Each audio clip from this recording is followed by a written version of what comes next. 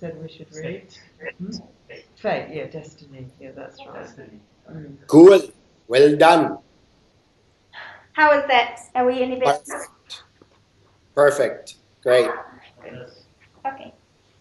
All right, good. And you can hear me well now, or do I sound staticky? You are always good. No problem. You're good. I'm always good. All right. Of course. I'm always good. Next week, I expect to hear you're always great. Then after that, you're always amazing. Come on, got to work up here. Of course.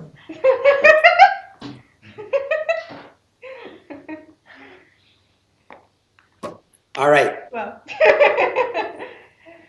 So, what else? Can I ask a second question, guys? That's two in a row. Yeah. Sorry about that. The article You're saying loud, huh? I read, and that was a good article as well. I enjoyed that. And one of the things I was thinking in my head, and I'm just being blunt because there's no point not being blunt to this group, is I think I've taken all the opportunities that I have been given in life, or maybe I chose not to take them, but I made a conscious decision. You know, the thing you said about the $100 bill, I haven't walked past any $100 bills. And then reading on, I thought, well, maybe I didn't see the $100 bills. Maybe that's the point. I've taken lots of different directions in my life. I'm sure other people here have, and they're all conscious choices. Sometimes they came as a bit of a surprise, the choice. You know, I was, going to work one day and suddenly somebody said, hey, would you like to go to work in Australia, for example? I wasn't expecting that, but it was still a choice I made. But the thing that worries me is that you don't see the $100 bills. You see what I'm saying? Oh, yes. Yeah. This is the point, you see, of our work, because that's why I say your machine is broken. We need to fix the machine. Remember I don't know, did you do the whole course?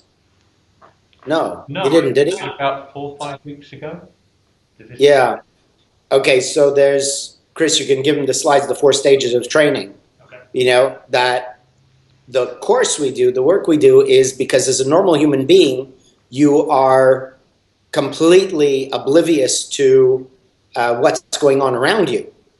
And that's the way the human being is designed. It's meant to be oblivious. And I'll explain more on that in a second. And so what our work is to make yourself aware of what's going on around you. And my job is to make you realize that you are missing so much of what's going on around you. And if you don't know that, you're never going to try to look. So what I'm doing is trying to let you know, hey, there's a lot you're missing. And this is why you're missing it. And this is how to fix your being such that you will not miss as much. Okay?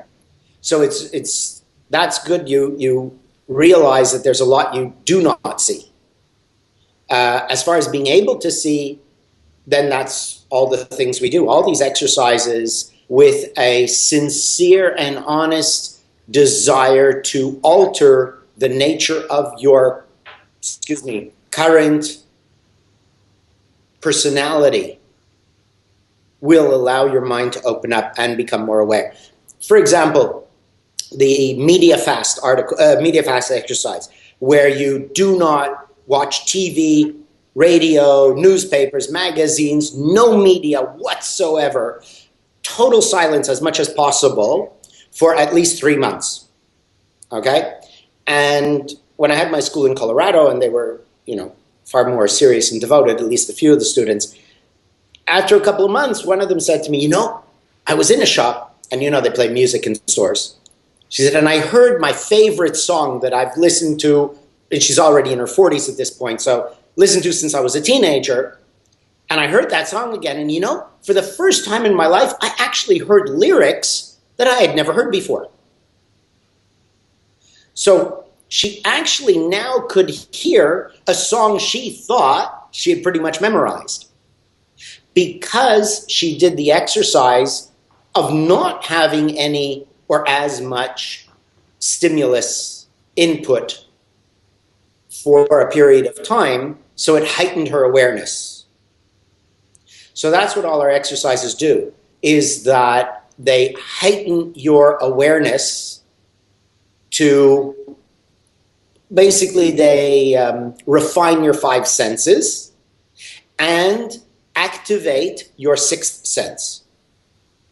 But this is something that you have to do for a definite period of time, which is deliberately vague, because some people can do these things for 10 years and get nowhere, and other people can do them for 2 weeks and get quite far.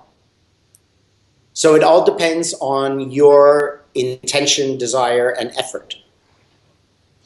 And this begins with the breaking of all fixed opinions. You know? Now, I didn't publish it yet. No, it's ready. I'm going to publish it now. Today, maybe. Another article following up on the idea of destiny and destiny versus law of attraction. So how do you open up your mind and see the $100 bill? What could you do? Now, you're all Westerners. Yeah, even you, Shan, you're English a little bit. So you'll have a little bit Western thoughts. Now, you're Westerners. So when I ask you, how do you improve your awareness to that $100 bill? You're going to think of what you can do. You'll all fail. It's what you have to stop doing. So instead of looking for what you can improve within yourself to be able to see what you currently are missing, you will never improve that ability. What you have to do is say, why don't I see it? What am I doing that is preventing me from seeing what is already there? Because the $100 bill is there, but you don't see it. So it's not a matter of improving your eyesight. It's a matter of removing the blinders. The blinders are fixed opinions. Fixed opinions are maintained through self-lying. Now, I'm sorry, Simon, if you're not following a lot of these points, because these were all discussed in the course. So if there's some of these things Yeah, I'm following what okay. you're saying here. Anything I mention you don't know, ask about it, and either I'll tell you or Chris or Crystal will, fill you in. So fixed opinions are maintained by self-lying. Self-lying is maintained by more self-lying. Denial, self-denial, right? You're in denial. How often have, everyone says, you're in denial. No, I'm not. Right. That's the biggest denial, right? So self-lying has to be stopped in order for fixed opinions to be able to be removed, in order for your mind and your eyes to open up to see every dollar bill. So now we go to why do we lie to ourselves? How do we maintain the self-lying? And that is through contradictions, believing and maintaining hypocritical beliefs adamantly. And this next article, which I'll publish now, which I just wrote, is Destiny and Law of Attraction. How many people believe in destiny? What's meant to be will be, and if it's not meant to be, it won't be. And then you say, I would like something, I'm not getting it. And they say, oh, use the law of attraction. You can have anything you want. Totally opposing concepts. One is saying what will be, and the other is saying you can have anything you want. And so then if I think I'm following law of attraction to get what I want and I don't get it, I can say, well, it's not my destiny. So anyone who believes in destiny is actually lazy and wants a great cop-out for not putting in the effort necessary to wake up or whatever it is you want to do. And as long as you live with the belief in destiny, in the sense of if it's meant to happen, it'll happen, and you want to believe that I have some control over my life, and this is just one example of self-lies, to which there are many, many, you can never open your eyes to see, because when you live in denial and you are lying to yourself, because you want to maintain these hypocritical beliefs, contradictory beliefs, without admitting I've got to change, and I'm carrying a tradition that is ancient and way outdated now. I have to shut my eyes. You cannot believe two opposing things adamantly, which directly contradict each other, if your eyes and mind are open. So you have to shut your eyes in order to deal with life. And if you shut your eyes to one thing, you've shut them to everything. So if you want to see every dollar bill that flies by, you need to open your eyes to see everything in an objective sense, in objective view, appropriately for today, meaning today's world. But if I live for, you know what, I met an Indian guy who lived in the States when I was in China, and we started chatting, and he's very torn because he's got this girl that his parents want him to marry, and he should marry her and have kids. He's really, you know, okay, she's nice, I like her, but I really don't want kids, but, you know, I have to have kids. I says, well, why do you have kids? He says, well, that's what you do. He doesn't want them, but he's going to have them because that's what you do. Look for that. It's because that's what you do. How many things in your life do you rule or run your life by because that's what you do? Where's your brains? Where is your brain? Anything there? We put a light over here. We can see the shining out the other ear. What is this?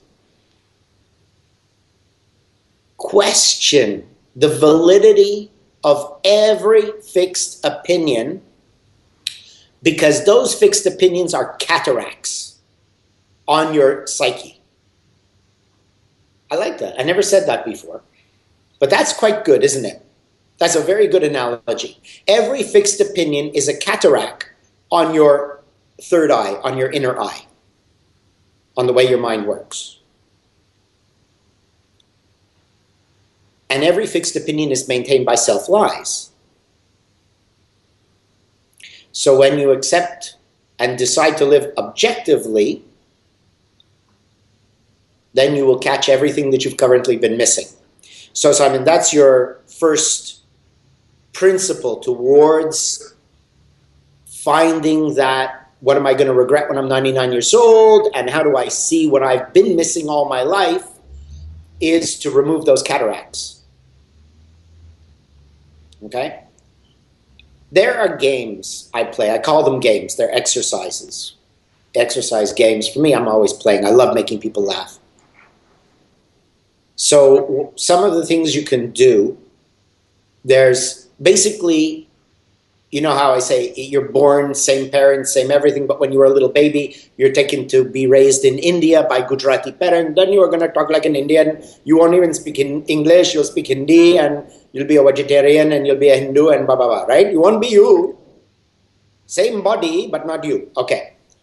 That's what you do. Become a different person from time to time where appropriate. For example, when you go into the coffee shop, you have a different accent. You put on a different character.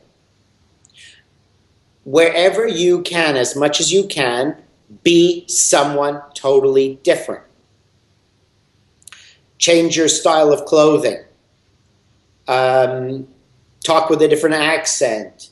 If you're a very conservative person, go down Main Street dancing and flapping your hands and talking to yourself and laughing.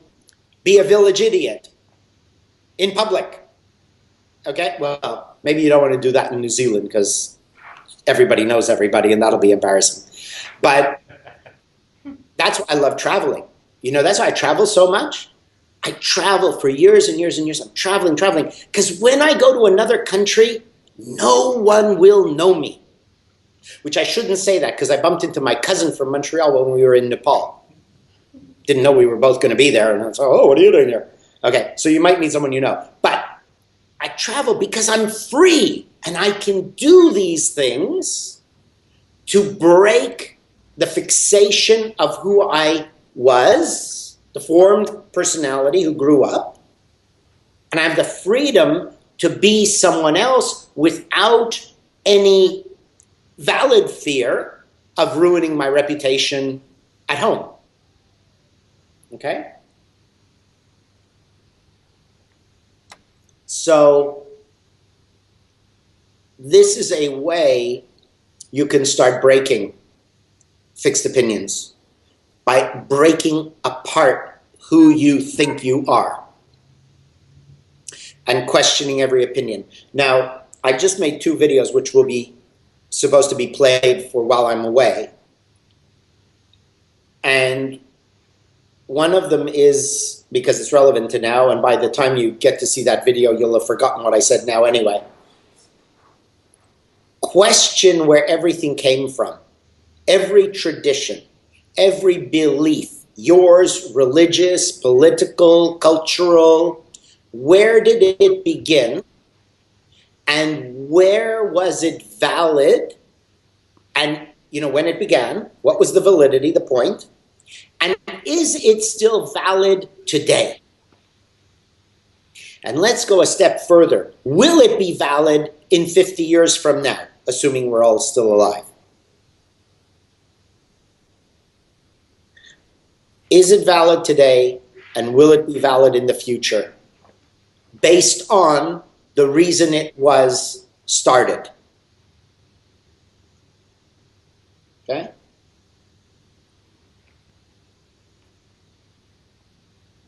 Do that for everything. Everything you can find. Now, what I really enjoy is studying from all religions, religious traditions. Muslim women covered up. Why? Jewish men wear it's called a kippah or a yarmulke, depending on Easter, if you're European or Middle Eastern, but they cover their heads. Why? Look for the reasons that religious people do certain things. Look at the Pope. What is that funny hat and all the rest of his robes and stuff, right? Look for reasons behind what is being done right now in everything, including cultural. Why does every country have a stereotypical person from that country? Like whatever, oh, that's an American, or that's an English, or that's a Kiwi, or that's an Aussie. Every culture has a stereotype image of that culture. Why? Where did that come from? Because we know that everybody born today is only copying something someone did a long time ago. What fascinates me is accents. Different countries that speak English, but with a different accent. Now you can say, well, we were in New Zealand, and so we formed our own accent because we're far away. Same as the Aussies, because they were all, whatever, Cockney convicts or whatever, and so Aussie accent came that way. But in the US, if you've ever traveled from east to west through the US, you have New Yorkers who talk like this. They have an accent like me, but they speak very, very quickly. And if you go to California, they're like laid back, and they talk sort of the same accent, but a lot slower. And then y'all goes down to the South, and in the South, Americans, like in the Texans, they's got this Southern accent, and they talks real funny down there. And that's all in the same country. How did this happen? How did these accents develop in certain areas? Okay? Think. If you want to be able to see that $100 bill, you've got to use your mind and make these kind of exercises where you spend your time instead of chasing Pokemon. It's incredible.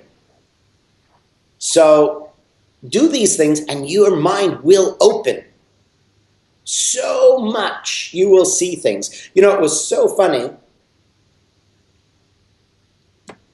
When I first arrived in New Zealand early on, and I was traveling, met a friend, we were in Wellington. Well, she lived in Wellington. I went to visit. And I'm explaining to her the principle of this principle, opening your mind to see things. And we were walking in Wellington, and we had stopped at a red light, to cross the road, right? The light was red for us. And in front of us, standing there at the, also waiting for the light, were two hippie girls, early 20s perhaps, and, they were all with a hippie. Obviously, money was not their strong point, okay? You could see that. So anyhow, so we're standing there behind these two girls in front of us and waiting for the light to turn green. And I'm explaining this principle that, you go through life blind. You do not see what is in front of you. And it's like there's a $20 bill on the road and you walk right over it. And you miss so much because you are asleep. And you can wake up because otherwise you're walking over these $20 bills. Okay, now, I just said that. Randomly, that's what I was saying to her. Light turns green, we start walking, the hippie girls go in front of us, and then in the middle of the street, I stop because there was a $20 bill on the ground. And my friend had kept walking, and she said, "What are you stopping for?" And I said, $20. So the two young girls walked over it, my friend walked over it, but I saw it. And I got the $20. And it was just like, wow, there is a God, I mean, how could I randomly, and I even said $20 bill, and it just so happens there's a $20 bill there. And I don't believe in law of attraction, okay? It's just, I mean, in that sense, it's not a miracle, but maybe there is some miracle. Maybe there is something spiritual. Not that I made the $20 bill happen, but that because my mind is such that I have formed it to be, it was able to see that there was a $20 bill there. And as I speak to you totally randomly, without ever preparing anything, thoughts come to my head. That $20 bill came to my head, and that was what I used. I didn't say a $100 bill or a $1 bill. I said a 20, and it was a 20. How does that happen? It happens because I'm breaking away fixed opinions, so my mind is open. And that $20 bill that was lying on the road where I didn't even see it or know it was there, blew into my brain, maybe not my pocket yet, but it blew into, that was in the article you read, right? The $100 bill blow into your pocket. So that 20 blew into my brain saw it, mind, brain, whatever, and then it went into my pocket. So there's destiny. You want destiny to work for you? Break away fixed opinions, open your mind, you will see things, information will enter your mind because you remove the cataracts, and then, yeah, there we go. Well, and then you have a happy life, okay? And you get $20. So that's how to do it, okay? So it's all of these things that you do. So this exercise, travel and be someone totally different. Be the village idiot. You know what the village idiot, you understand the reference? Like the clown jester, the court jester, a clown. Be silly, do silly things, totally contrary to your current character. Whatever you are, be totally different as much as possible. Okay, so that you soften up this atrophied personality. And you have to do it a lot because you're really atrophied. Yeah, you think you're soft. Maybe your flesh is, but your mind is not. Your mind's a solid rock. Sorry, but it's a fact. And you got to work it to soften it. And for the rest of your life, you got to keep working it. Okay? So does that help you, Simon? Yep. Yes, it does. Okay. Your name is Simon, right? It is. Yep. It is today. Yep. Okay. People call me Good. Steve. That's another story. People call me Daniel. Good. They like to call me Daniel, huh? Yeah, it's because it starts with the same letter. That's why I get called Steve, I guess. Okay, yeah. Well, they said because David Samuel, they see it together and get me into King Daniel. That's someone's excuse. But when I'm in the Middle East, I'm Dawood. Dawood is Arabic for David. I'm Dawood, you know. So I'll be whoever it is, whatever you want to call me. I don't care. Call me, hey, schmuck. I don't care. Whatever. You there. So, yeah. Anyway, be someone totally different. Mm-hmm. Doesn't matter. Okay, what else? Would it be better just to get rid of the concept of destiny altogether and just say we forge our own way, so make it happen, whatever, you know? No, because then you're arrogantly expecting you're as powerful as God. This law of attraction stuff is not in what's taught out there, because it is incomplete, is rubbish and makes you arrogant, thinking you can make anything happen. It is not true. Destiny is quasi-real, but it's an event, and then you have to do something with that event. I meet a girl, the girl says, let's not push it. If it's our destiny to be together, we'll be together. I said, no, sorry, destiny did its job. It introduced us. Now it's up to us. Because destiny is not going to send an email to the both of us arranging dinner. We got to do that part. That's why I started writing about destiny. I met someone and she said, if it's our destiny, we'll be together. I said, oh, yeah, stupid. Destiny did its job. What are you going to do now? No, we'll let destiny make it natural. Well, what's natural? Natural means that you're a brainless robot who's going to just be blown like a leaf in the wind.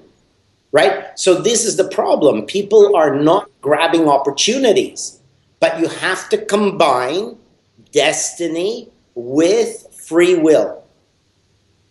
Destiny is providing you all the opportunities in life. Now you use your free will to act upon it, take charge, make your decisions, take action.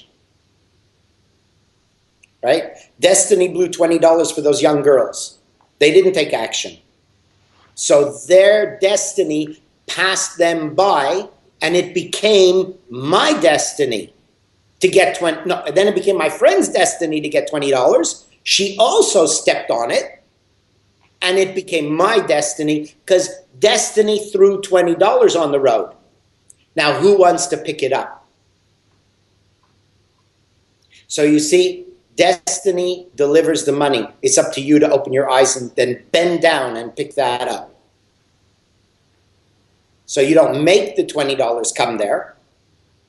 But what you do is work on yourself to open your eyes and your mind so that you can grab every opportunity that destiny brings you. So destiny is almost like the Tao. The Tao in Tao Te Ching with Lao Tzu is the Tao just does. So destiny just does. So is destiny deliberate and conscious, or destiny is the Tao, which just makes things happen? And then it's up to you. What are you going to do about it? And that's why the first rule of our religion is take full responsibility for everything that happens in your life. That's my religion, right? Nobody else's, it seems. I mean, none of the other religions. It's just my religion. Because all the other religions, okay, so let's look at that. Why do all the other religions say trust in God? Trust in God. God is taking care of. Destiny will take care of you. All of this. Why? Because then you become a blithering idiot who does whatever the priest or the rabbi or the imam tells you. So this is the problem with destiny. The whole concept of destiny is propagated because it makes it easy to control the masses. You have given up your independent thinking and the right to direct your life into the hands of destiny, which is a fictitious creation by the leaders and the priests and whatnots of religions, who found a great way to control you thousands of years ago. You have to say 5 things you've got to believe in to become a Muslim. And one of them is, I believe in destiny. So if you want to be a Muslim, you've got to believe in the one God and only one God. You've got to believe in the angels. You've got to believe that Muhammad was the last of the prophets. And you've got to believe in destiny. And the fifth one I always forget. And you got to believe in destiny. So when you say, I'm going to be a Muslim, you're saying, I'm giving up all rights for free thinking, and I'm going to follow whatever the Imam tells me. You want to be a Christian? Trust in God. God knows best. It's God's will. Now you can be a Christian. Who are the two biggest religions in the world? Huh? Who are the biggest conquering religions in the world? That have done the most wars and killing and raping and pillaging? It's those two. And those are the two who tell you believe in destiny. Trust the priest, trust the imam. Think about it. Look back over every belief you have and go back to where did it come from? How was it useful? Why does something that's relatively illogical is that so widely accepted? Anything that is, okay, you can say, oh, this is a good thing, I can find the reason for it. This is a bad thing, I don't understand. There's no reason. Why is it bad? Well, there is a good reason. So look for everything that's destructive in some way and find a good reason for it, because there is a good reason depending on which end of the stick you are, right? Or the sword. It's always good to have a sword if you're holding the handle. But it's never good to have a sword when the point is sticking in your chest. So then that sword is really good, even if it's the point sticking in your chest. It's a really good thing. But it's really good from the guy who's holding the handle. Destiny, law of attraction, Deepak Chopra, all of this shit. There's a good reason for it. Except who's getting the benefit? Okay? You know, in America, they call him Deep Pockets Chopra. Because it's in it all for the money, and he's so rich from all his bullshit. Deep Pockets Chopra. So, look for it. Now, okay, and here is important, very important. If you do not look for the real reason behind something that is negative towards the masses or to you, that is in some way working against you, if you do not look for that with an objective mind that looks for the benefit in it, you will shut down your mind and develop more cataracts. Because you're of the fixed opinion that it is bad. But even if someone is sticking that sword through your heart, if you can see the good in it, obviously not from your point of view, but from the other guys, but if you can see the good in it, that means you have opened your eyes, removed the cataracts, and you are objective.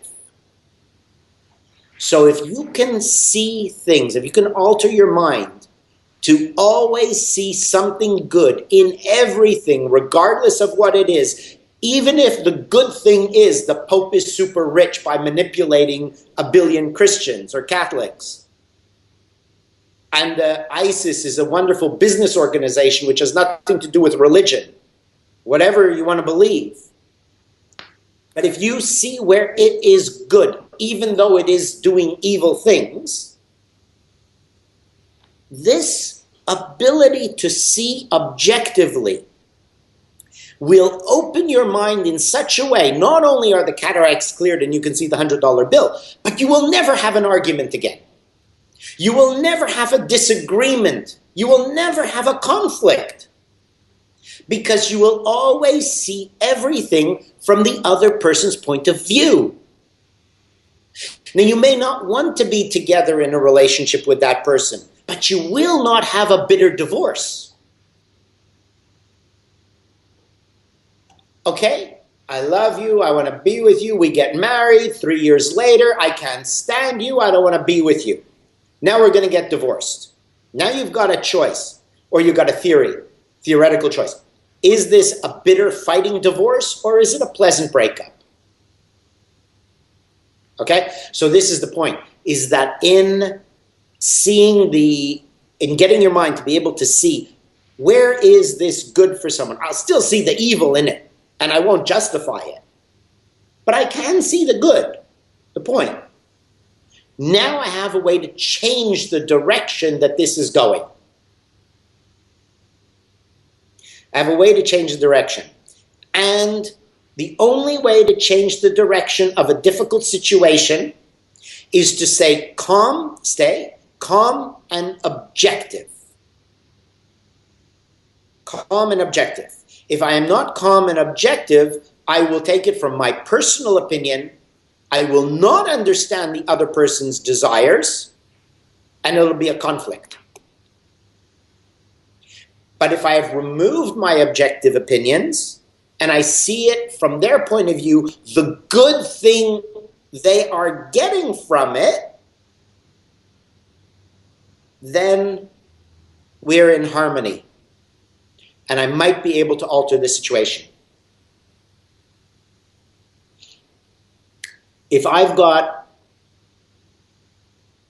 food in my backpack and I am hiking and I've got that backpack on my body and a bear comes at me and the bear is charging, he wants to attack me, and I say, he's trying to kill me, I'm done for, right? Because I'm just going to be there and the bear's going to attack me. But if I say, the bear isn't evil, he's got something, there's something good he wants. And what does a bear want? He wants to eat. I've got food in my backpack, which he smells. So I'll take off my backpack, throw it on the ground in front of him, and he'll eat my backpack and he'll leave me alone. Because I'm seeing it from the bear's point of view, not from I'm being attacked, it's about me. So what turned into an evil, terrible thing, the bear is coming to kill me, which is going to make the park rangers go and kill the bear, I just say, well, the bear is hungry, he wants food. I've got food. Give him the food. Okay, I might be hungry till I get back to camp, but so what? I'm alive, right? So, you see, when your mind opens and you see, how is this situation good for the attacker, you can alter the outcome.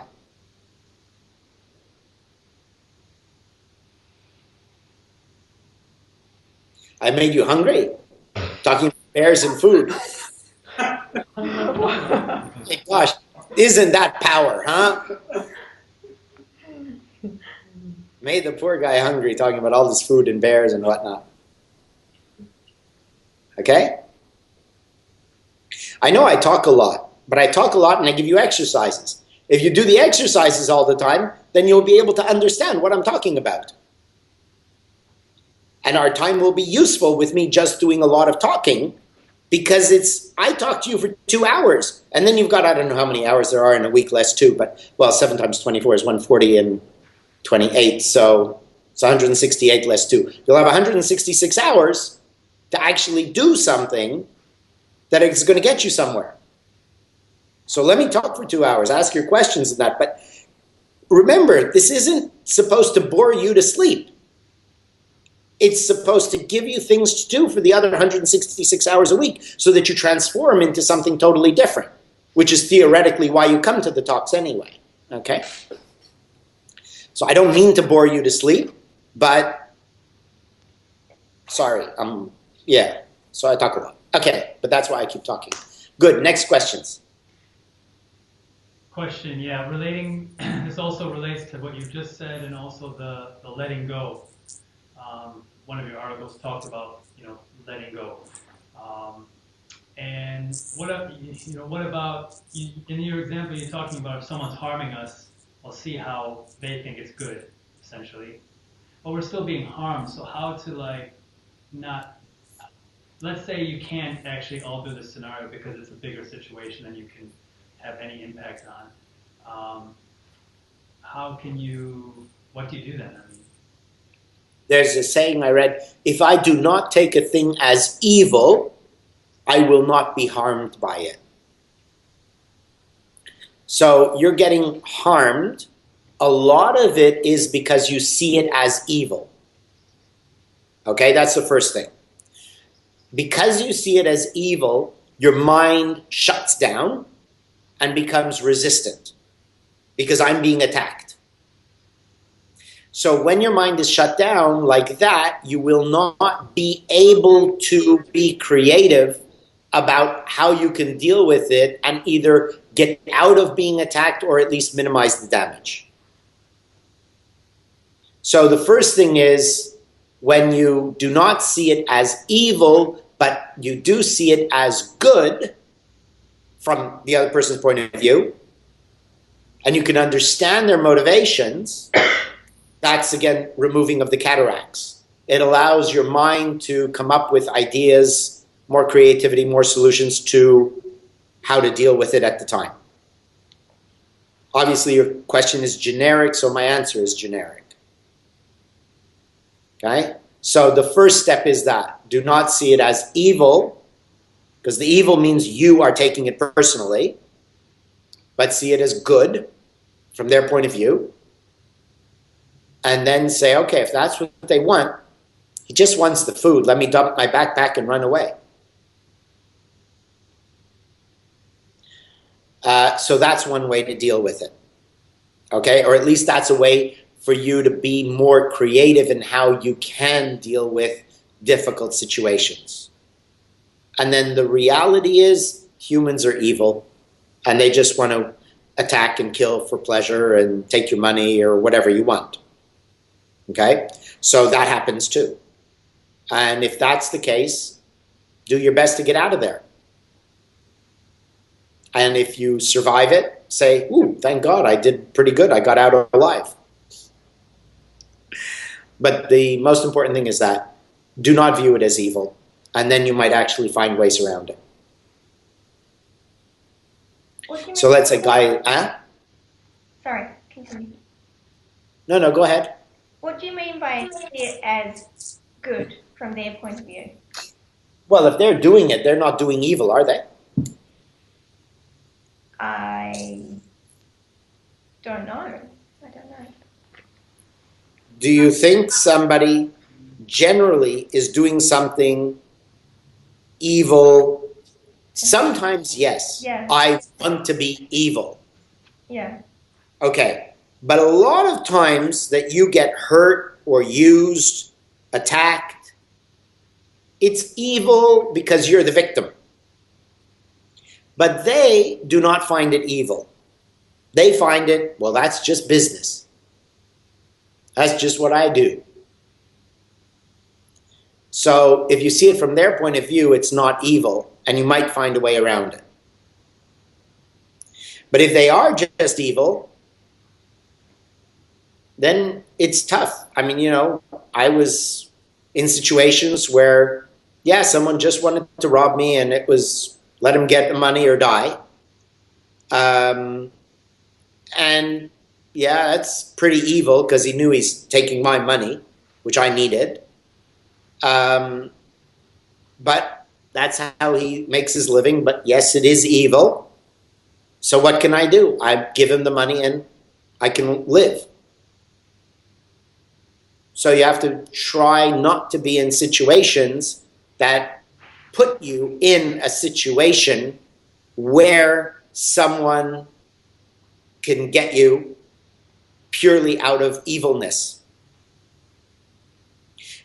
It's kind of like if you walk through some parts of Washington, D.C., and you're a white person, odds are you're going to get killed or beaten up because it's all black and it's all bottom of society blacks. Ever been there, Chris? no, not that. Through D.C.? Not that part of town. I was there. I drove very nice Audi in that area because I was lost. And I didn't know. And I got out of the car, parked it at a grocery store, big grocery store, got out of my car to go in to the shop and ask directions. And I was the only white guy anywhere. It was like the picture that I sent Andy to use for your meetup group. I was this one white flower, you know, or whatever, one odd color in the sea of red, or I was the one white in the sea of black. And they're just staring at me. Everybody, hundreds of people, just mouth open staring at me. What is this white guy doing here? White guys don't come here because we kill them all. And I think that I was so innocent, they just kind of let me go. But I'll tell you what, I got in my car and I realized where I was and what I did, and I got the hell out of there and I'd never go back. Okay? So that's the point, is that don't put yourself in a situation where the risk of damage is extremely high. And if you don't do that, then the odds are when something bad is happening to you, the other person sees it as something good and it's not just purely for the sake of doing evil.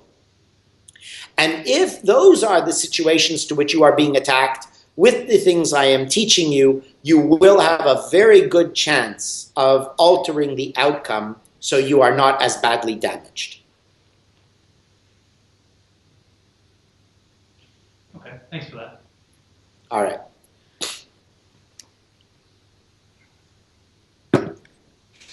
Why do we generally, a lot of humans, twist things to be negative or evil, whereas other people can actually do quite the opposite also? Depends how you're raised. What's your view of life, which you inherited from your parents or wherever you grew up? Yeah, remember, you're nothing. You don't exist. You're just some piece of Play-Doh and clay that we molded into a shape, stuck in the oven, and out you came. And that's what you are. You don't exist. All your opinions and values and beliefs and attitudes, they're not real. Somebody made them. That's your parents, who were made by their parents and their environment. So you're just a product of the events like that.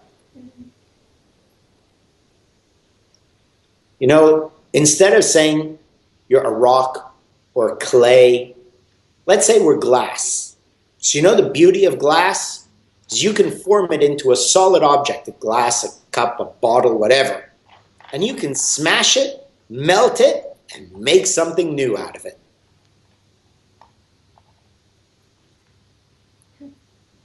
Okay?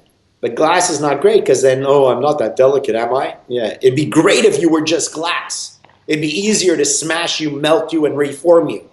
But you're not. You're solid concrete, marble, whatever the hardest stone in the world is. So it's pretty hard to smash and reform. But that's the principle, okay? You are what you are through your upbringing. So our work is to remember the 4 stages of training, disassemble you and reassemble you. How do we encourage in ourselves to think more positively as opposed to twisting things to a negative all the time? Well, that goes back to it again. Remove fixed opinions and get fed up of your life the way it is. No, it's a tricky sort of situation, but if you can get to the edge of the roof, ready to jump off and kill yourself, that's a pretty good opportunity for change. Because you really have nothing you want to hang on to. When you get to the point that there's nothing you want to hang on to, you will change. This is why Buddha said, make disgust, nibbida, disgust strong in you. So the Buddha was saying, we have to be so totally disgusted with everything about being a human being in order to truly let go all of the things that make you who you are as an individual, such that you will put in the effort to change. And the New Age is telling you, love yourself, you've got to love yourself. Well, if you love yourself, you're not going to change. And Buddha said, be totally disgusted with yourself. Because only then will you change. So for me, from my personal experience, because I only teach of my experience, loving yourself keeps you exactly the same, because that's what I've seen so many thousands and thousands of people who believe in the New Agey love yourself. They don't change at all. And I hated myself, totally hated myself, and I've transformed into another species, never mind another person.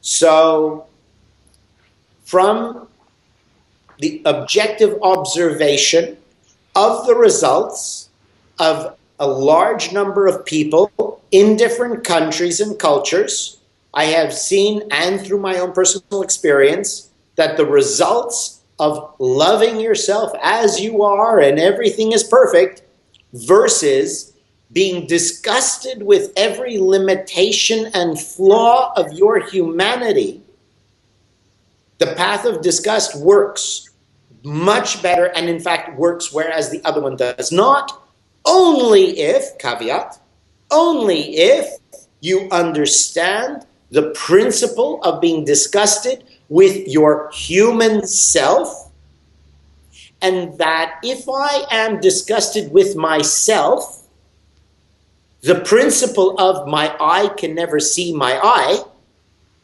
therefore something else must be looking at my eye. With that principle, if I am disgusted with myself, then I am far better than me. Because I am something looking at something that I am disgusted with. Because if I am me, if my eye cannot see my eye, right? I cannot see myself. I can see the end of my elbow, apparently. They say no one can see your elbow. I cannot see my own eye. So if I can see my eye, therefore something else is looking at it, right? So if I can see what I am, and I am disgusted by me, therefore that which sees me and is disgusted by me must have different morals and values. Because if I see me and I am me seeing myself,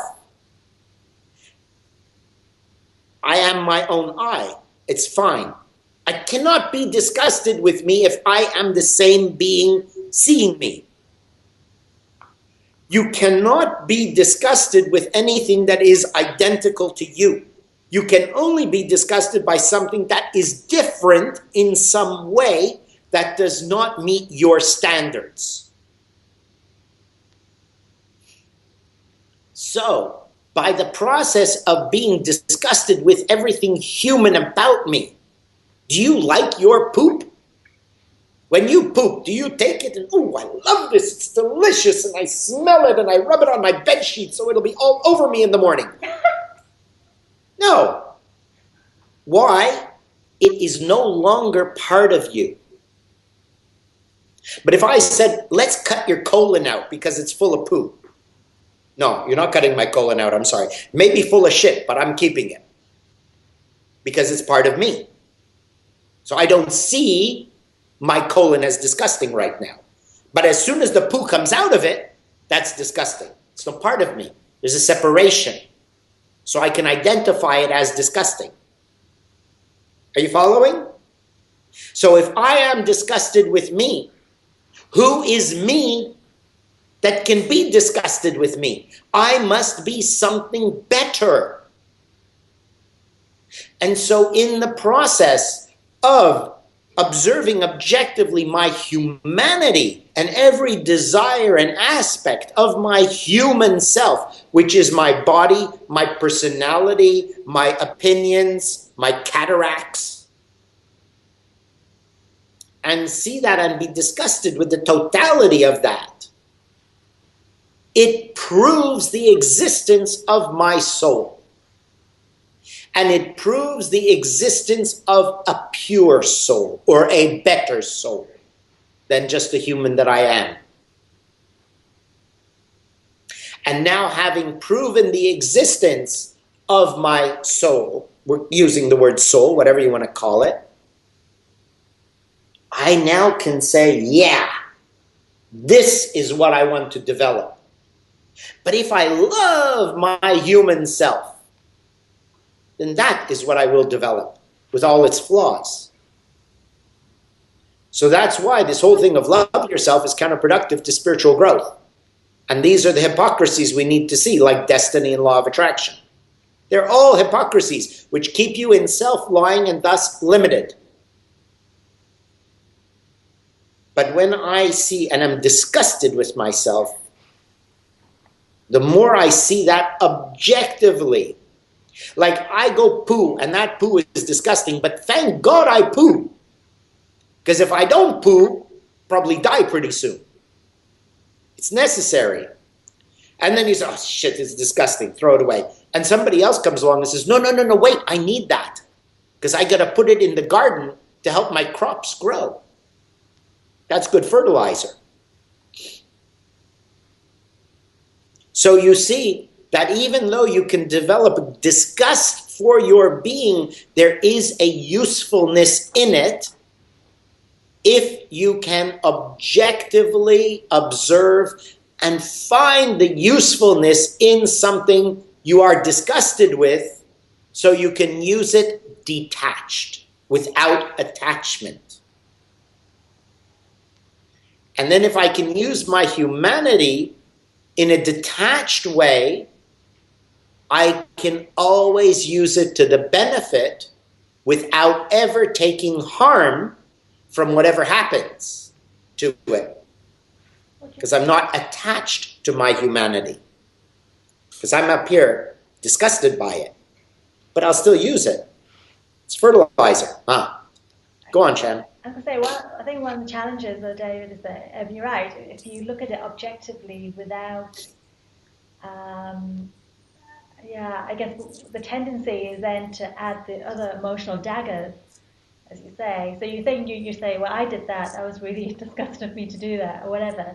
But then we start to layer it with all the other stuff with it, and then it becomes yeah. But that's fixed opinions, self-lying. That's why our work is all about eliminating self-lying and fixed opinions, so you don't do exactly what you just said.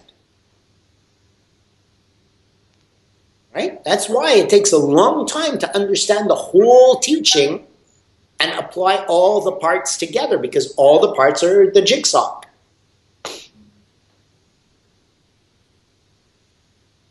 Okay? So, yeah, okay. So this is it. You see? Does that help you, Crystal? You get the picture? So much. Thank you. Thank you. Okay. Certainly hope you're recording this. Yeah, definitely. We've got multiple recorders. Good. Okay. And it works, actually. It's funny you mention seeing the bad parts of our human condition as a separate entity, because actually today, like this afternoon, I actually had an experience of that myself. I found myself, there was like 3-4 events that happened straight after one another, and they set me off in a bad mood, and I was really angry. And I was like, I said to myself, I'm so angry. And then I realized why I was, and I saw angry Crystal as like a separate entity, and the fact that I could see that, it was exactly, you explained it quite well. I kind of looked at angry Crystal and I thought, how dare you control me? I actually had attitude towards it. How dare you control me? You've taken me on this roller coaster, like away from my free will. You've taken choice away from me. And when I saw it like that, and I kind of got angry at it, straight away, I killed that. And then I took charge. And I just decided I'm not going to be angry anymore. I'm not going to let that win. I'm going to choose my own mood. And then I was completely normal. In fact, I was better than normal because I defeated that which is ruining my life perpetually day after day. And I actually saw it. But yeah. And isn't it disgusting? Yeah. That thing is disgusting, isn't it? Yeah. Definitely. It's Hence, helpful to see it separate. Because usually it'll be a part of me and I'd wallow in that feeling. Yeah.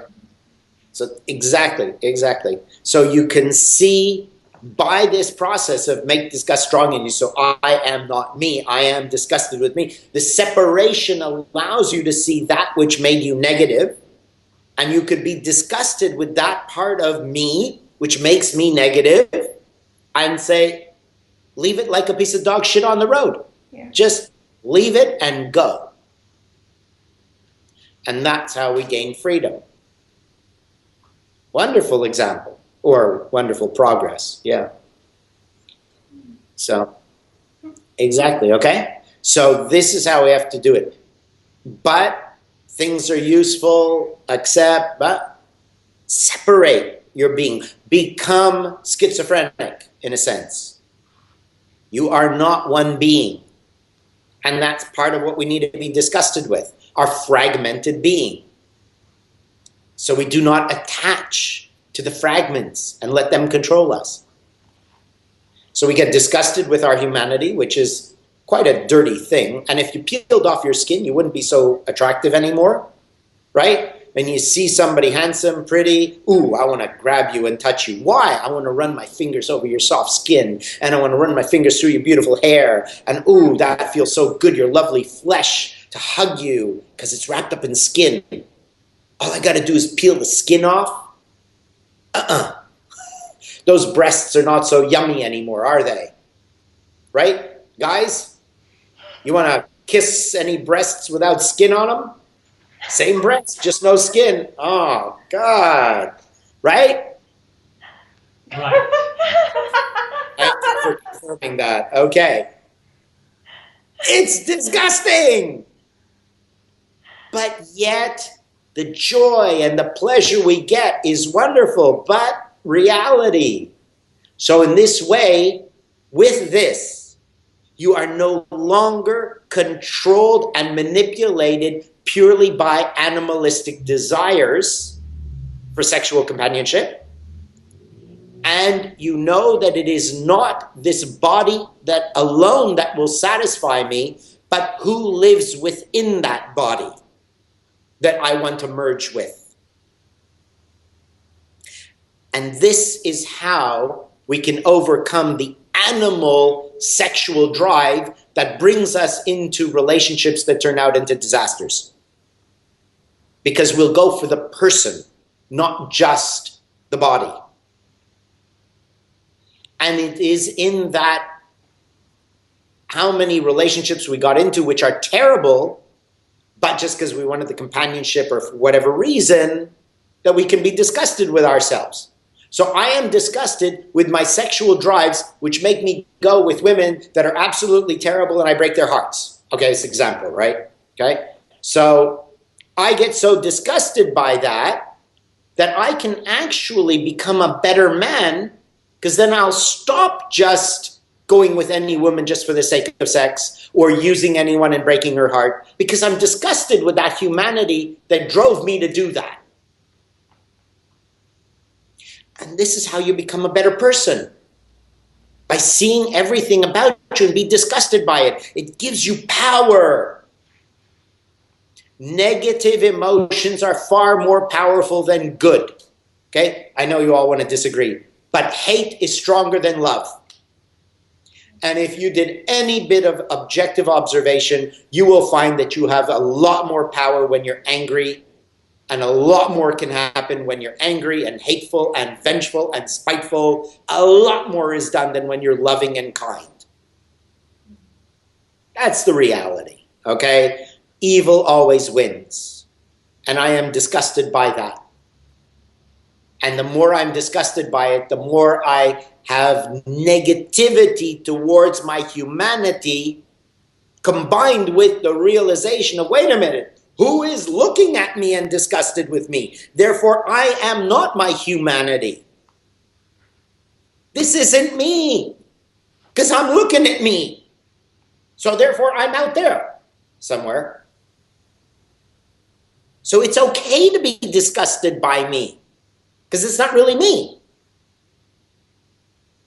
And now I'll use me properly. If we use the analogy of a car, I like silence. My car has a broken muffler. It makes a lot of noise. I'm disgusted by it. So I take it to the shop, I get a new muffler. Now my car is quiet. It doesn't make noise. It doesn't disturb people. It doesn't pollute the air. Now I'm happy. How much is you, who you are as an individual, making noise, polluting the air, disturbing other people? That's the understanding of disgusted with yourself. And what am I going to do to change that? So in this process, you develop finally a true realization of your soul essence. And that's how you obviously get closer to God. You got to take one step, right? You got to get out of being a human to accepting you're a spiritual something or other, because the human isn't going to God. Remember, God came to Moses in a burning bush because Moses, as the man, could not be able to face God as God, or he would be annihilated. So God had to come to the man in the form of the burning bush. So if we can separate ourselves from our human being to a true realization and consciousness of our spiritual essence, we're then able to talk to God, whatever this all may be. So I'm trying to get you at least there, where you're one step closer, or at least within the same realm of truly understanding our real nature and the spiritual realities of this world and universe. Okay? Get you out of your humanity. And the beauty is your human life goes much better. Okay.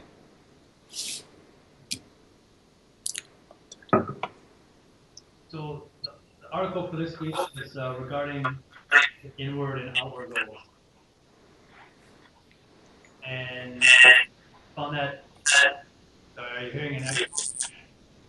Yeah, I'm just laughing because, yeah, I think that's about what I talked about. It's like now you're getting to the article, and yeah, but that's what kind of covered, isn't it? But you have some questions, okay? Yes, I did it 3 days in a row, but the first day I got something that was kind of a strong emotional reaction, so I thought maybe this is it. But then the other 3 days it doesn't even come up at all. Like each day it's kind of something different. So Different fragment in charge every day. So what to do then? Is it just to continue each day, just continue going and going, or what? No, do what I just told you about for the last hour and a half. Okay. You can't see. All of that is to show you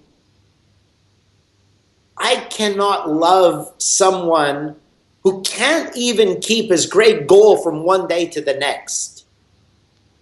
How can I love this person who is so unreliable and unstable, that can feel all this emotion for something today, and tomorrow it's like, that's boring?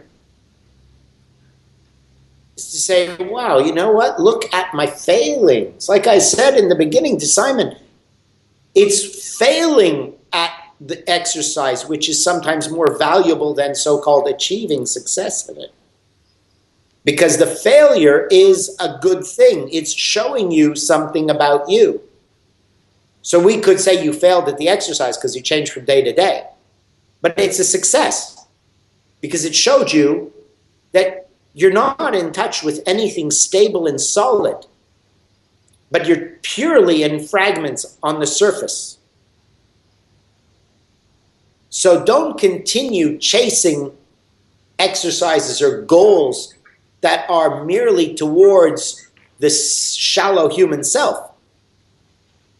But you need to alter your direction to things that will help you eliminate this fragmentation.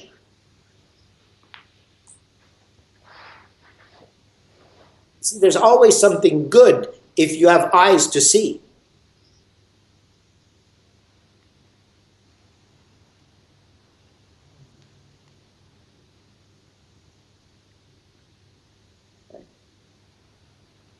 And that's what I'm saying. The problem with Westerners is I do this, I must achieve success at the expected result. And that's the difference with me, is that sometimes I give you something and the result should be totally different than you expected. Because that's what I need you to see. It's something very different than you expected. Okay. So the magician manipulates you.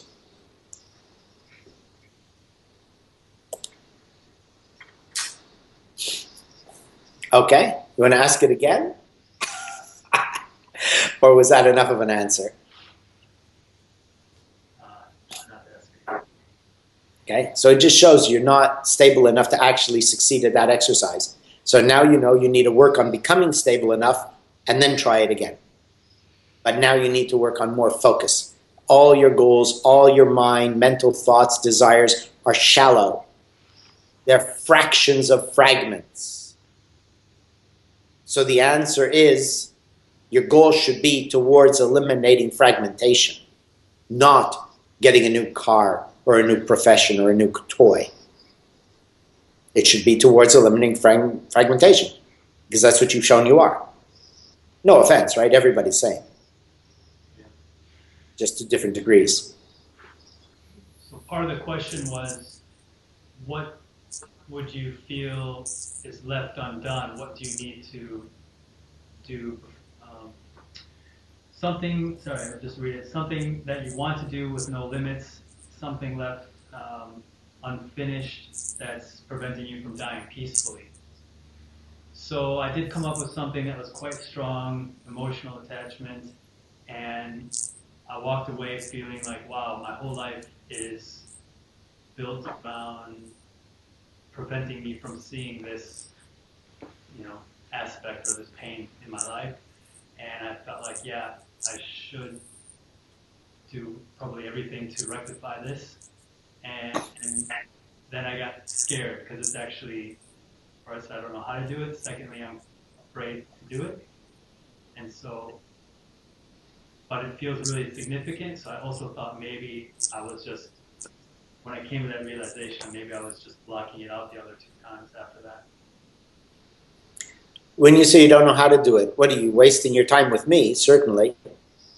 Because I've given you enough ways of how to do it, how to find what's really there, to find what you need to do, how to master your fragmented emotions and such.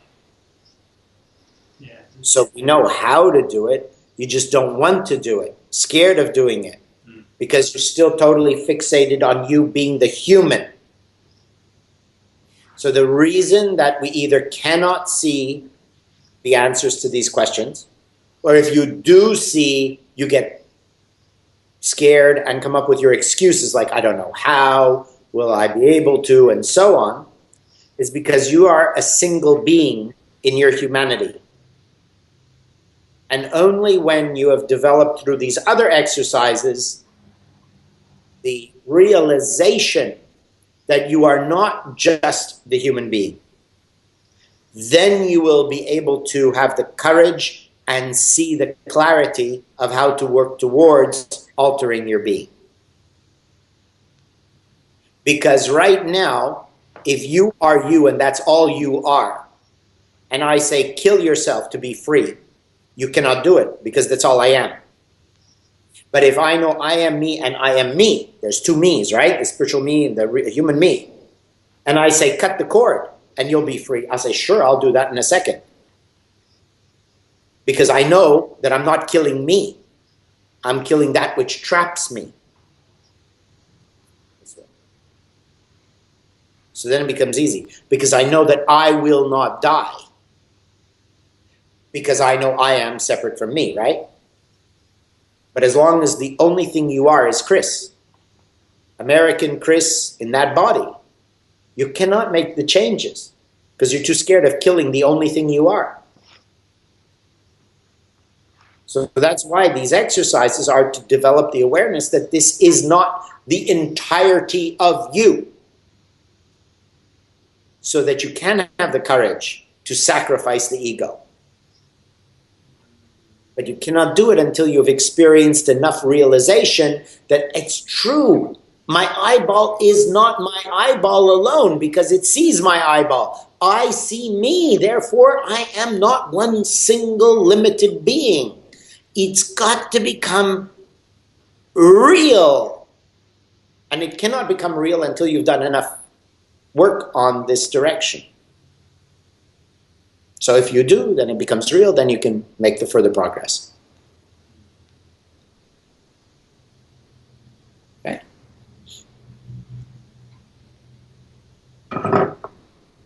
David, this one way to look at it, like the real us, the real me, is a perfected being that's trying to get that human side of us up to scratch. Is that the concept? Up to scratch for what purpose? So it can be peaceful, not continually worry about this piece of human shit that gets into so much trouble.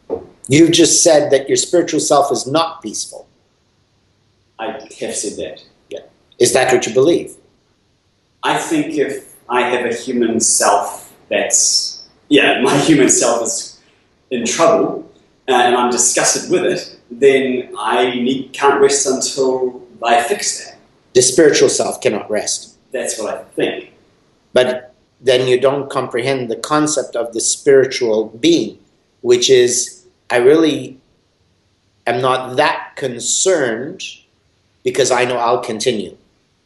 So I can rest, but I just want to get out of here maybe, or something like that.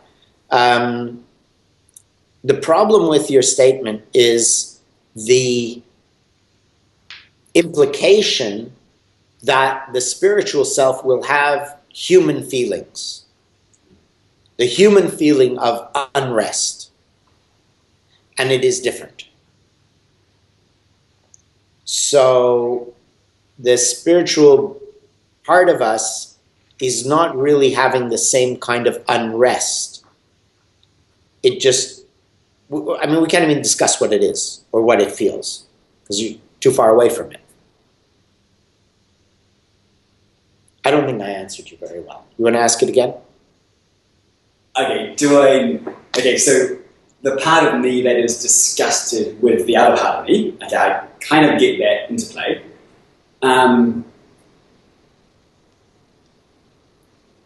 That I can comprehend that. Is that as far as I need to take it? And then when I progress in that and become less disgusted, I will understand more of that other part of me, that spiritual part of me. Is that what you're... Well, the theory is if you progress, you'll understand more about anything. So all you can do, since you cannot comprehend the end result, is do what you can do, and as you progress, you'll have a deeper understanding through the process of doing whatever we're saying to do. And so you can understand how to be disgusted without it being a negative emotion. See, this is the hardest part. Your interpretation of the word being disgusted by something is negative. But you have to come to the point where being disgusted isn't negative. There is no negative. It is simply as it is. But because you are functioning only with your humanity, we need to use human concepts to break you free of your humanity. So the only way to get you to truly release the human side which is limiting you is to present you with words like be disgusted, so that you get the concept of non-attachment and you can go beyond it while developing a realization that, well, there is something that is separate from my humanity. So you have to be disgusted in a way that you are not negative about it. Just like taking a walk, there's some poop on your path. I don't really want to step in it, so I walk around it, and 5 steps later, I forgot all about it. So it's disgusting when it's in my face, and as soon as it's not in my face, I don't worry about it or think about it. Okay? So this is the problem of the humanity, that you hold on to negative concepts for years and years and years. I was emailing with a friend of mine who divorced about 20 maybe years ago, 10 years, 20 years ago, and he's going on with such venom about what his wife did in the divorce. I'm like, hey, it's been, what, 15 years? I'm totally over it. I've sent it to the black hole in space, and he gives all these new agey concepts of black hole, this, and I've sent it there, and it's totally released. And then proceeds with the rest of the email that is so bitter and venomous about it. It's like, oh, okay. Well, that black hole isn't very far away, is it? I think you fell in the black hole with it. See? So that's the human. So when you're disgusted, you hang on to it. It's no good. You have to be disgusted and let it go. And it's just what it is. The poop that I saw, I avoided. It's in the past. It's a one-way hike. I don't have to keep going back to that same pile of poop. But this is what you do with all your negativity. You keep refreshing it, rehashing it, going over it again. No, is it? Let it go. That in itself is something to be disgusted by. I know that you hang on to things. Okay, is that better? Okay. David, Andy was asking, is called the spiritual self trying to get the human self to lift its game, right, to become better?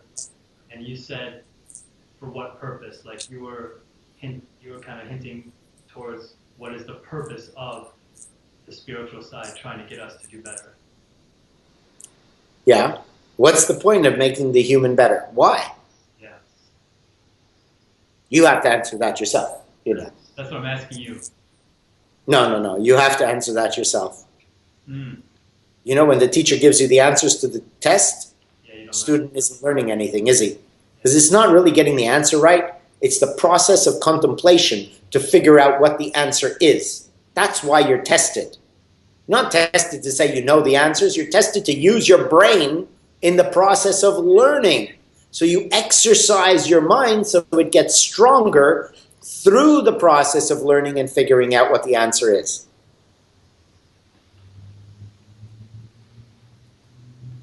So we would do that through pondering, just kind of asking repeatedly this question that we don't know. That and everything else I've been telling you to do. I did that questioning and I got to why, but maybe we can discuss that at another point since it's individual to me. Okay. Yeah. Just remember, you do it and whatever you got is not wrong, but incomplete. So you always have to go further. There's always something deeper and more. As long as you're still a human being doing that, you never got to the end result or to the final answer. And that's something humans don't like. You want answers. That's why religion is such a big seller. Gives you answers. Religion is a big seller because it gives you the answers of what happens when you die. Oh, thank God I got the answer. I can rest. But the spiritual path, like Ibn Arabi said, the highest state of spiritual evolution is bewilderment. So who wants to go for that? What is enlightened? To be enlightened? To be totally bewildered. No. I want to do this so that I understand and I got the answers. But the truth is, it's bewilderment. So you don't want to go for that. You always want the answers. You get an answer that works for you, you stop there. That's why humans don't progress. That's why religion is such a good seller. Gives you answers. So we're saying, no, there's no answers. Always go deeper, go deeper, go deeper. There's always more.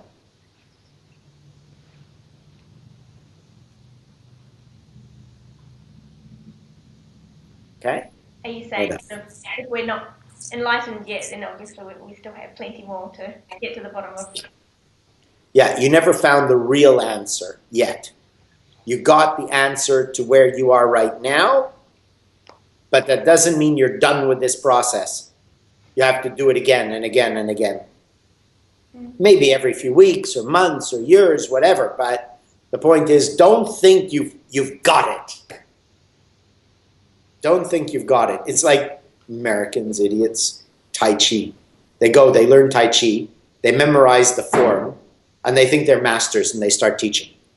Just because they know the whole form, so they can do all the moves beautifully, maybe even beautifully, maybe not usually, and they think they've got it. Well, I guess all Westerners are like that. Generally, all Westerners are. And they can do the form and they think they got it. And they think they're teacher, master. No, nowhere close to it. But they stop learning there because they think they got it. So as long as you think you got it, you have just cut the head off. You're stuck right there. You never get it. You only get what you got today, but you never really got it. Okay? So never sit back and rest. And who wants to hear that? Everyone says, "Gee, but I came to you to get the answers so I could rest." That's, for that, go to Deepak Chopra. But it's going to cost you a lot of money in courses and books, or any of the rest of them. Sorry. Teasing anybody who believes in Deepak. Yeah. Maybe I'll get more hits if I title the video, Deepak Chopra's Bullshit. Maybe that'll be a title that'll get a lot of people to read my articles or something. Yeah. Okay, what else? You got 10 minutes there until you get kicked out or so? Yeah. Or you're falling asleep, huh? No. So, yeah, the article is very interesting. This sounds stupid. I don't know. It's just like very powerful reading that, powerful feeling in terms of trying to get to the core of something that drives me. And one thing that you said is outward goals are often spurred by inward goals deep in your subconscious that you're not even aware of. And it's very dangerous if you may have self-destructive inward goal. And inward goal can be to fail. And so the question is then how to actually find the self-destructive version of our inward goal, and then hopefully, get rid of it, eradicate it. Okay, well, the first thing is you look at the results of your life. What have you been doing? How's it been going for you? It's like someone propagates, oh, law of attraction is so great, so wonderful. The secret, oh, wonderful, wonderful. Great. How's it working for you? Well, actually, I've never achieved anything yet since I've been using that. Obviously, that's rubbish. It's not working. So look at the results of your life. Where are you today? Where were you 10 years ago? And you've just discovered what your real inward goal is. It is so simple. Because your inward goal is defined as the difference between where you are today and where you were 10 years ago. And there you've just discovered your inward goal because it's driven you for the last 10 years. Now you know the truth about yourself. So if you see the truth, you can either be happy with it or disgusted with it. And if you're disgusted enough with it, then you will want to change it. And if you say, well, how do I change it? Then you have to look at, well, how did I actually enforce it? How did I support that goal and maintain that goal? What have I been doing with myself over this last decade? And then I just do the opposite. So I've lived in the same house, in the same city for 10 years, for example. Okay, change cities. Or whatever. I've lived in the same house my whole life. I lived with my parents and I'm 57 years old. Time to move out. Okay? You see what I mean? You look at what has been consistent that is supportive of keeping you fulfilling that goal. Generally, it just comes back to what I say about everything else, which is you do these exercises, you will start to gain the power through the realization of your broken machine such that you have the opportunity to do something to change the direction your life has been going for up to this point, if you want to put in the effort. So you see how I was exactly, precisely, totally vague. Giving you a very precise, clear, vague answer, which is basically look at yourself, do the exercises, and then if you are willing to do something to change it, you will change. But I have not promised you any changes whatsoever. All I promised you is the method to be able to change. So if you say, I got it now, and then in a year or 2 or 3 years from now, you look back and say, you know what, nothing has changed. Well, then you have to relook at that again and say, well, now am I ready to do something about it? When am I going to truly be disgusted enough with the way I am living to sacrifice my time and my ego to do things differently? To stand up to everybody in my life who's been controlling me and say no more. You know, it's like I've said before, my father always used to beat me randomly, whack me across the head or whatever it is. And then one day when I was about 15, I think I was, and he was taking a whack at me, I just blocked it. I don't know where. I never studied martial arts, maybe from watching movies. But my hand just went up and you know, as he was coming, blocked him. And I just did that and said, no more. Perhaps it's because I finally got taller and I was about the same height. I don't know. I did no more. And the look on his face. Stunned mullet, you know, totally shocked. He never, ever tried to touch me again. Because I stood up to him. So any way anyone is controlling you in any way, anything that is affecting your life from the outside, you have to stand up and say no more. And then you do it to yourself. What are my beliefs and opinions that are limiting my life? And then I will say to me, no more. I will not keep this belief. I will not keep this part of my religion I'm going to stick to. I'm not going to keep this part of my patriotism or devotion to that sports team. Whatever it is that is limiting me. Because I had a friend in America, she said, you know, Americans, very political, Republican, Democrat stuff. She said, I've got some friends, but we have learned that the only way we can keep our friendship is if we never speak of politics. Because when we talk about politics, we argue and our friendship is gone. So instead of saying, I'm just not going to talk about politics with this friend, I'm going to say, I'm going to give up my opinion about politics. Because if all I do is avoid discussing it, I am keeping my limited being in control.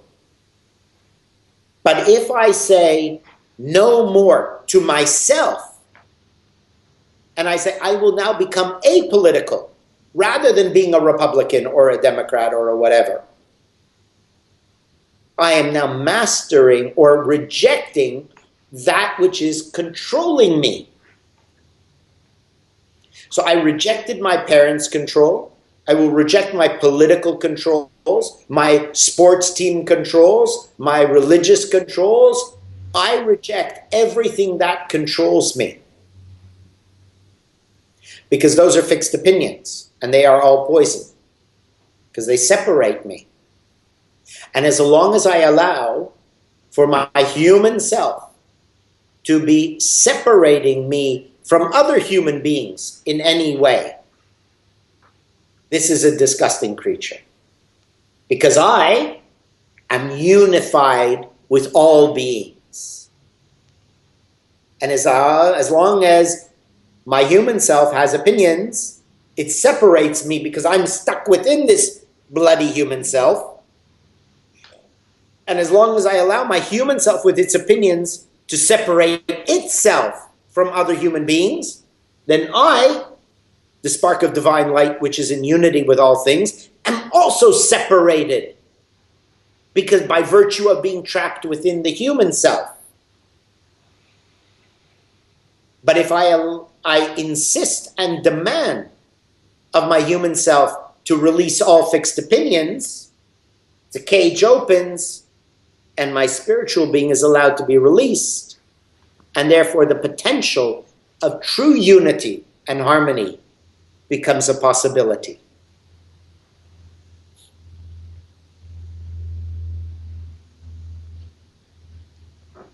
So when you, Chris, cannot find a consistency or something in this exercise, you are proving the trap of your opinions is holding your spiritual self.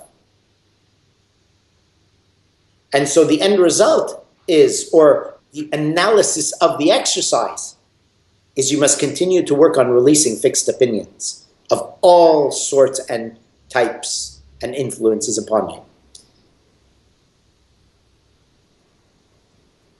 So it's not a test to find out what your real goal is.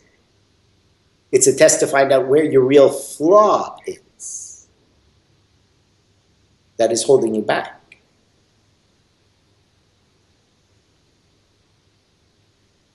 Okay, we've got a lot of yawning going on, so maybe time you say goodnight.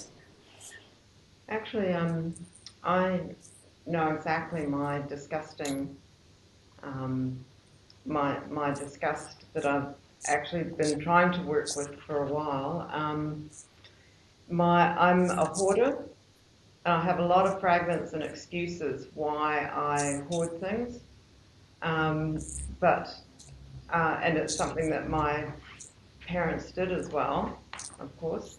So yeah, I feel like I've sort of been issued the challenge to actually use the exercise and deal with something that's been, deal with my stuff in the physical sense.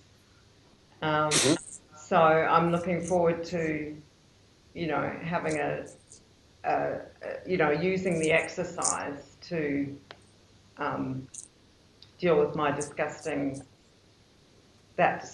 area. Mm-hmm. Trade me $1 reserve. Oh, trust me, a lot of the stuff won't even make it to trade me. I'm an artist, so I keep little rubbish, And Okay. I know that I'm not going to make stuff out of everything I keep. And anyway, I can get more if I'm specifically going to make that thing. I can go out and get rubbish again, So Exactly. it's got to go. And it'll be interesting to see if I get, because it's emotional as well. So when I go in to throw out a pile of books, for example, I'll be picking it up and thinking, oh, there's interesting information in this book, or and it'll stop me from doing the task. So maybe if I try the separation exercise, I can then go in and throw out everything. Or maybe if you throw out everything, you might actually get closer to seeing the separation. Which end of the rope do you start the fire? Do you start burning it at this end or that end? Doesn't really matter. Either way, you're going to get to the middle. Now, you mentioned this already a few times, and some weeks ago, about you being a hoarder and this and that. So how's it going? Anything on, right? I mean, it's a rhetorical question in a way, but... I made one beautiful piece. I sent you a picture of it. Yeah. And, but, for the amount of stuff I keep, and, it was, it doesn't justify everything that I've kept. I've got a whole study full of useless stuff, so it's limiting me from progressing my work. Right. So So, get a big bag and chuck it out. yeah. Several bags. You sound like the person who says, I'm going to climb that mountain. Yeah. And he sits at the bottom of the mountain saying, he keeps looking up and saying, I'm going to climb that mountain. Yeah. And he sits there his whole life until he's old and crippled. Yeah. And then he's in a wheelchair. And he says, I wish I could climb that mountain, but I'm in a wheelchair now. Yeah. Mm. Better go while you still got legs. Yeah. I'll try. I'll let you know how it goes. Yeah. So. Yeah. Okay, you've had enough for tonight? Okay. That's a good talk to put up, Chris. How we were saying, if it's a good one, you can put it up. Yeah. So I want to put all the videos, the good ones, on YouTube, on my YouTube channel. And if you would all like to go on and like all the videos, it might help Google come up in searches. So maybe other people will get to see them. And that way maybe more people will start coming to the talks. And then it gets more interesting if there's more people. So if you would do that, that would be good for your own benefit. Because the more people are there, you'll all benefit more. Selfish. Be selfish. Do it for your own sake. Okay? Good night. Yeah, thanks very much, David. Yeah. Yes. Okay. So I'll be there next week, and then that's it for a while. And Maybe some months. just regarding your book, you said if anyone wants a copy, Oh, yeah. Andy would be able to bring some back, so we need to let you know soon, right? By when? Would be nice. By when? By tomorrow. By tonight. By tomorrow would be nice. Why leave it to the last minute? Yeah, agreed. He's been doing so much shopping, he's running out of luggage space. He went on a real spree yesterday. Oh, boy. That I've got from you. Sorry, That's good. we're just actually counting now. I mean, what's wrong with now? So Yeah. But, that's right. you. I mean, right now, it depends what you can take. You can take a dozen. I mean, you can bring a dozen. Unless you all want to buy 10 copies each to give away to your friends. That would be nice. There's only about 100 copies left. So that's it. When that's gone, that's gone. Yeah. That's it. Someone should buy all 100, and then you can start selling and saying, this is the last one. And you just say that 100 times. You get high price, make a profit. It's a joke. Joke, right? It's a joke. Yeah. Okay? Okay. Okay. All right. So he'll bring at least 10, at least enough, 10 or 20 and whatever. He'll bring what he can. Okay. Yeah. See you next week. Thank you so much. Thank you. See you. Bye. Good night. Bye, Andy. Bye. See you, Andy. See you.